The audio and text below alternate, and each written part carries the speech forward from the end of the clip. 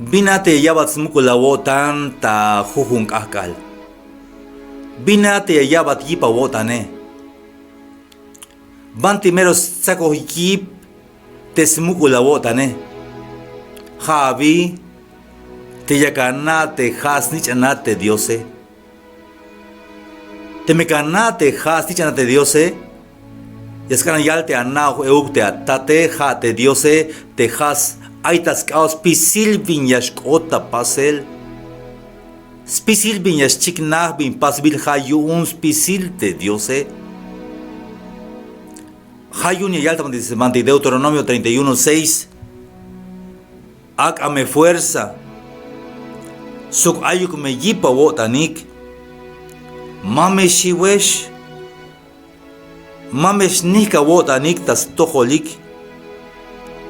Como jate Jehová te Dios aún te yashokinat bael. Mawaya yikitayat. Suk mawaya spitesat. Te kahualtike. Hichla yalte Moisés tas tojol te pueblo yun te kahualtike.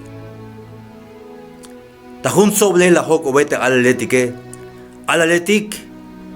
Te me bohon taban de hochol takin kinal tamati maik biashkol te ya. Puro hi y mayuk ha te ya. Te me ha hok te kahualtike yabashamon ta winal. La joko vete alaletike. Mauk chik ta au te alaletike. Biyun lakut. Como ha hok te diose. Sí, te atletike, ore yashk ota yodan istukel, como tú ticto. Yante jodike bayelis bin no gelta holtik. Pero de mahaso kine hot de kahualtike, bayuk yashbotik haya yabotik smukul kodantik. Kala ihwinaltik haya yabotik weltik. Kala ayota yigal kinal, ha luz yashk ota toholtik.